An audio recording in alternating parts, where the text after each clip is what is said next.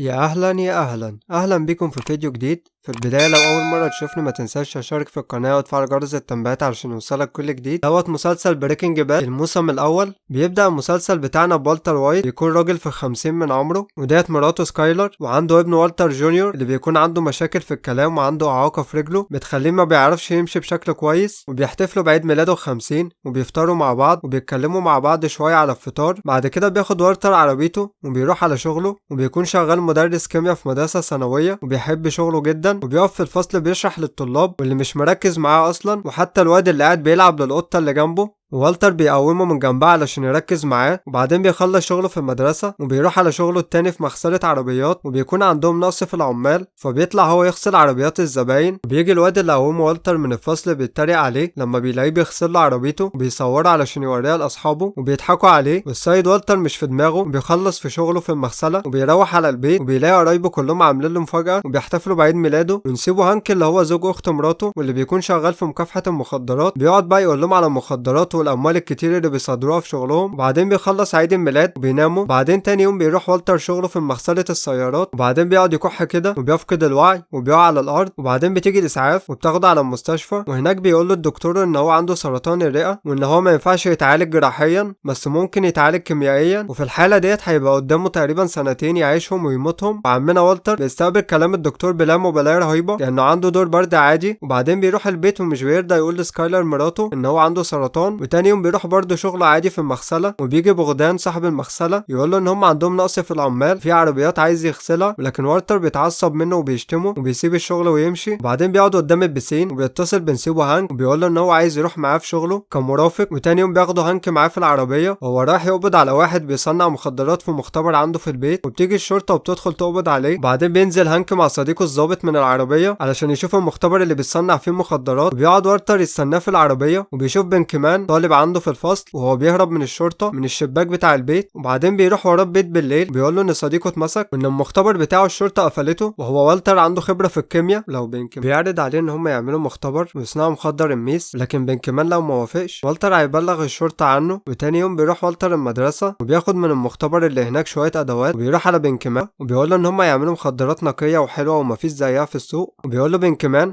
ان هو هيخلي الحاجه ديت هنا النهارده بس، وان هم مش هيطبخوا المخدرات في بيت وهيدوروا على سياره متنقله علشان يطبخوا فيها. وبن كمان بيكون عارف حد عنده سياره بيستخدمها في التخييم وعايز يبيعها، وساعتها بيبقى عندهم مختبر متنقل يقدروا يطبخوا فيه المخدرات في اي مكان. وبعدين بيروح والتر يجيب له فلوس علشان يشتري العربيه وبيقول له ان هم هيبداوا بكره. وبعدين بيروح مع مراته سكايلر علشان يشتروا لبس لابنهم، وهناك بيلاقي شويه شباب بيتريقوا على ابنه علشان عنده صعوبه في المشي يعني، وبيروح يضربهم وبيمشوا من المكان. بعدين بيروح مع بن كمان في مكان في الصحراء بالعربيه اللي اشتروها علشان يطبخوا فيها المخدرات، وبيبداوا يخلطوا المكونات ويعملوا مخدرات. ما بيخلصوا بن كمان بينبهر جدا من المخدرات اللي عملها والتر بدرجه نقائها، فبيقول له والتر لا يا عم دي شويه قوانين كيميائيه كده بسيطه. بياخد بن كمان المخدرات وبيروح يعرضها على صديقه كريزي اللي بينبهر بيها جدا، وهناك بيلاقي مايلو اللي اتقبض عليه في اول الحلقه دوت. والاتنين بياخدوا بن كمان وبيخلوه يعرفوه مكان والتر علشان هو اللي طبخ المخدرات. وعمايلو بيفتكر ان والتر هو اللي بلغ عنه لان هو شافه مع الشرطه وهو بيتقبض عليه. بيعرض عليهم والتر ان هو يعلمهم طريقته في طبخ المخدرات ديت بس ما يقتلهوش.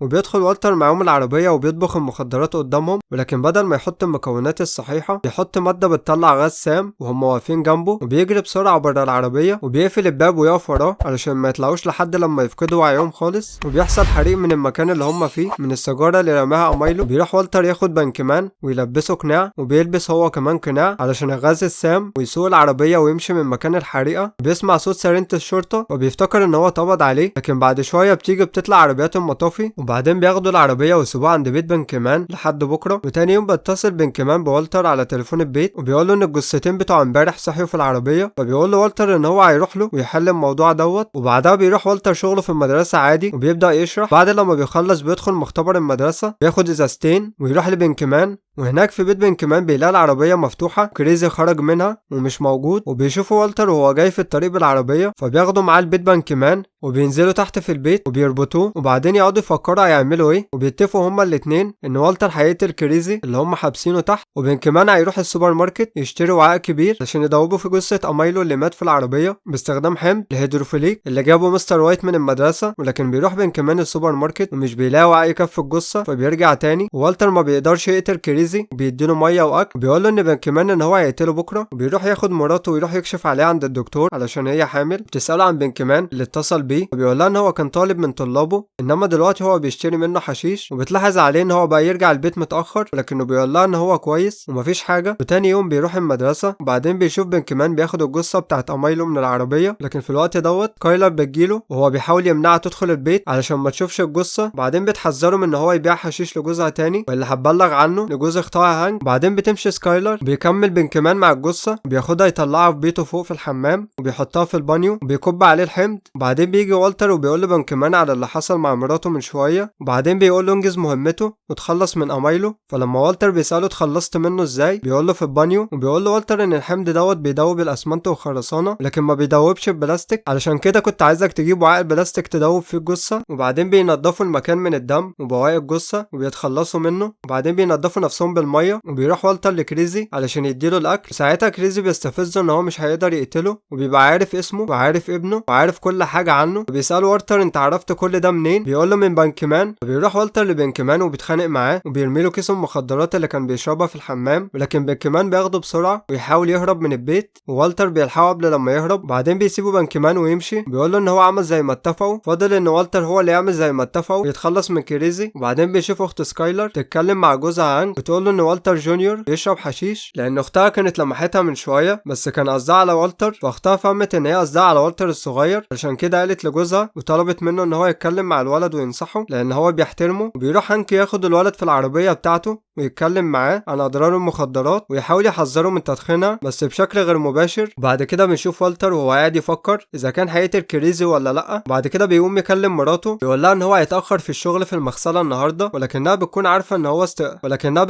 هو استقال من المغسله وبتعرف ان هو بيكذب عليها. وبعد كده بيقول لها هنبقى نتكلم لما يروح، وبينزل لكريزي علشان يودي له اكل، لكنه بيكح لما بينزل وبيقع على الارض وبيفقد الوعي. لما بيفوق بيلم الصحون المكسوره ويرميها في الزباله، بيروح يجيب لكريزي اكل تاني وبيقعد يتكلم معاه وبيقول له ان هو عنده سرطان. وبعدين بيقنعه كريزي ان هو لو اطلق سراحه هيمشي ومش هيأذيه هو او عيلته. ووالتر بيصدقه وبيروح علشان يجيب المفتاح، لكنه بيشوف الصحن المكسور وبيلاقي ان في حته مفقوده منه، وبيعرف ان كريزي اخدها علشان يتعانوا بيها لما يفكوا. ولما بيروح يفكوا من القيد اللي مربوط بيه بيطلع كريزي القطعه المكسوره من الصحن، ولكن والتر بيشد القيد اللي مربوط بيه لحد لما بيتخانق ويموت. وبعدين بيروح بنكمان على البيت بيلاقي القيد اللي كان مربوط بيه كريزي وما بيلاقيش والتر ولا كريزي. بعدين بيشوف هانك ومكافحه المخدرات في المكان اللي كان فيه والتر. بنكمان في الصحراء بيطبخوا المخدرات هناك، بيكون بقى مكافحه المخدرات هناك. بتلاقي العربيه بتاعت كريزي وامايلو وبتلاقي فيها المخدرات اللي عملها والتر، وبنعرف ان في حد كان هنا وبيعمل مخدرات في السياره المتنقله، وبيحققوا في الموضوع وبيعرفوا ان كريزي وامايلو مفقودين، وبيعرفوا ان في حد جديد في المدينه بيصنع المخدرات ديت بنسبه نقاء عاليه جدا. وبعدين في بيت والتر بيكونوا بيتغدوا مع بعض هو ومراته وابنه وماري اخت مراته وهانك، وبعدين بيبداوا يتكلموا مع بعض وازاي يتعرفوا على بعض. لما والتر بيكلم سكايلر بتعيط وبتمشي، فماري بتسال والتر عن سبب ان هي بتعيط يعني، فبيقول لهم ان هو مصاب بسرطان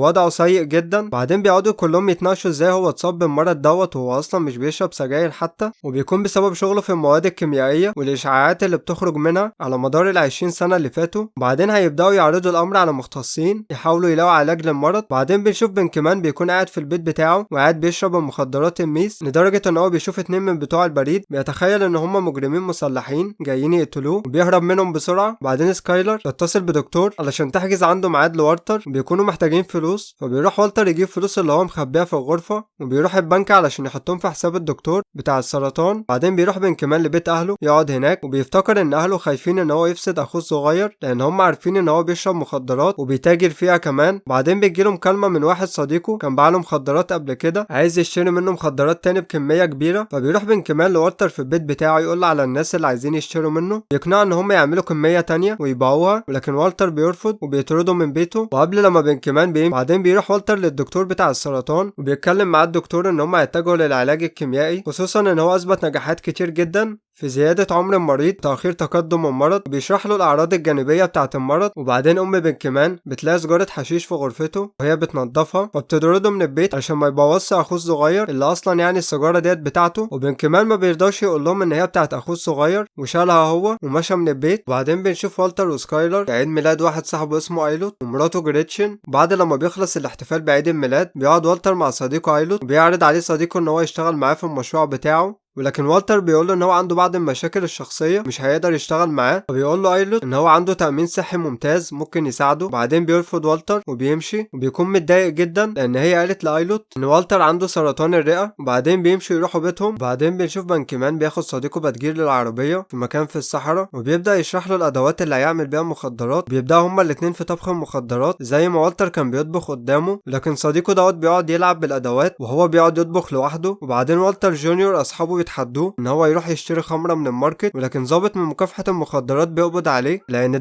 مش قانوني علشان هو تحت السن. وبيجي عم هانك بياخده يوديه للبيت، وبيقول له ام سكايلر ان هي ما تعرفش والتر بخصوص الموضوع وبعدين بنشوف كمان وصديقه بادجير هما بيطبخوا مخدرات الميس، لكن ما بيكونش بنفس درجه النقاء اللي بيطلعها والتر. وكل شويه كمان بيرميها ويعمل غيرها لحد لما بادجير بيحاول يمنعه لانه هدر كميه كبيره من المخدرات، وبيتخانقوا سوا لحد لما كمان بيضرب بادجير وبيرميه بره العربيه وبيمشي من المكان بالعربيه. بعدين في بيت عمنا والتر بيكونوا عاملين اجتماع عائلي علشان يتكلموا في موضوع مرض والتر وعلاجه، وسكايلر بتقول له ان هو لازم يقبل عرض صديقه ويتعالج، لكن ماري اختها بتقولها ان هي شايفه ان والتر بيعمل اللي هو عايزه. والتر بيكون مش عايز يتعالج وعايز يعيش اللي فاضله من حياته في بيته وسط اهله، لان هو عارف ان هو لو اتعالج كده هيموت بعد سنه او سنتين، وهيفضل في الوقت بيعاني من المرض والاثار الجانبيه بتاعته. فهو شايف ان هو يعيش كده من غير ما يتعالج وسط اسرته. ومراته بتكون عايزاه يتعالج، ولما بيصحى تاني يوم بيلاقي مراته حاطه جنبه كل كتب مكافحه السرطان وعايزاه يتعالج، وبيروح مع اسرته للمستشفى علشان يعمل اشاعات عن المرض. وبعدين لما بيروح بيتكلموا جرينيتش زوجة صديقه ايلوت، بتحاول تقنعه ان هو يقبل الفلوس من ايلوت علشان يتعالج بيها، ولكنه بيقول لها ان هو كويس، ان شركه التامين وافقت على دفع تكاليف العلاج وبيشكرها. وبعدين بيروح كمان بيته وبيعرض عليه ان هم يرجعوا يطبخوا مخدرات تاني، وبيقول له ان هو هيصنع المخدرات كمان هو اللي هيبيعها، مش عايز اي حد يموت ولا عايز يعرف اي حاجه عن شركائهم اللي هيشتروا منهم. وبعد كده بنشوف والتر في المستشفى مع سكايلر، بيقول لها ان هو استلم شيك من ايلوت وحطه في حسابه البنكي، ان حالتهم الماديه كويسه. وبعدين بتساله مراته عن الوقت الكتير اللي بيقضيه بره البيت، وبيقول لها ان اوقات بيحب يختلي بنفسه ويبعد عن البشر. بعدين بنشوفه مع كمان في العربيه في مكان في الصحراء وبيطبخ المخدرات، ولكنه بيحس بدوار فبيخرج بره العربيه.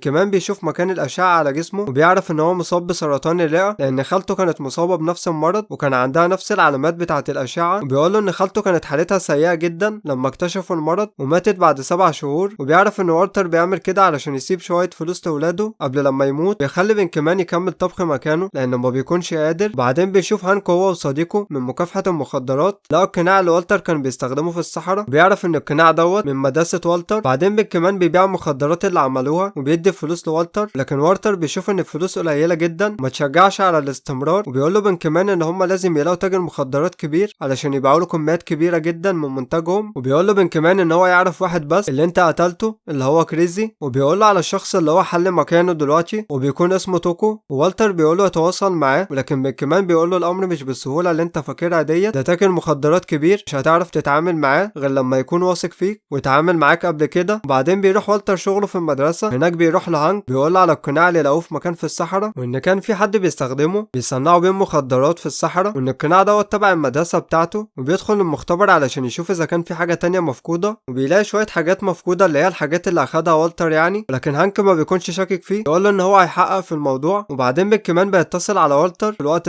وبيقول له ان هو عرف يوصل لواحد صديقه هيوصله لتوكو. وبعدين والتر ما بيرضاش يرغي معاه كتير علشان هانك ما ياخدش باله. وبعدين بيشوف كمان هو وصديقه اللي اسمه بيت وصله لتوكو، وبيعرض عليه كمان الميس البلوري وبيعجبه جدا، وبيقول له انت جبته منين؟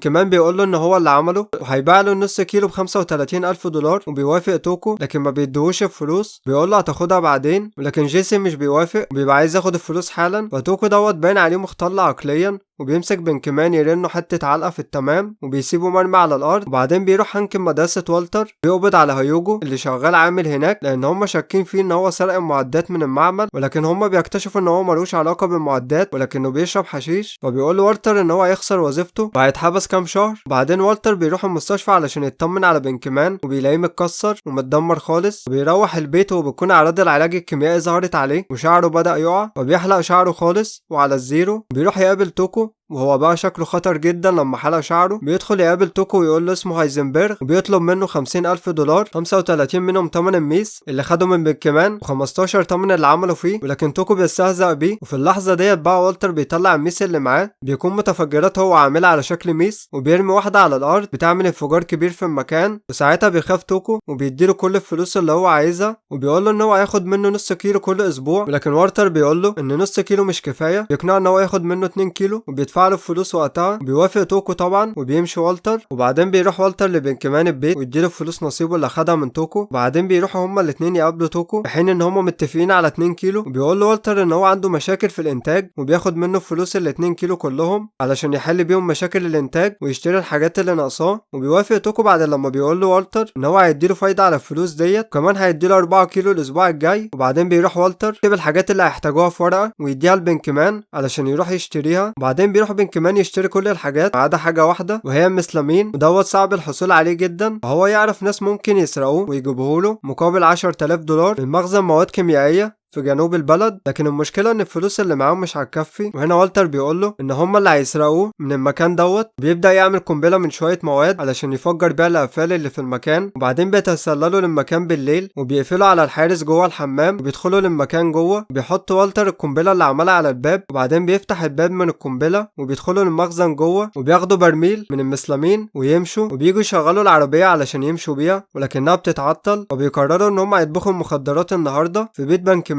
طابق السفل من البيت. وتاني يوم بيروحوا علشان يسلموا الكميه لتوكو وياخدوا منه فلوس. وتوكو المجنون دوت بيضرب واحد من رجالته لحد لما بيموت بسبب ان هو اتكلم من غير اذنه. وبعدين بيمشي توكو بيقول لهايزنبرغ الاسبوع الجاي يجيب له كميه تاني. وبيخلص الموسم الاول على كده. ما تنساش تشترك في القناه وتفعل جرس التنبيهات علشان يوصلك كل جديد. تابع صفحه الفيسبوك واعمل لي فولو على الانستجرام. كان معاكم محمد ابراهيم من قناه اسرع فيلم، منتظر رايكم في التعليقات. مع السلامه.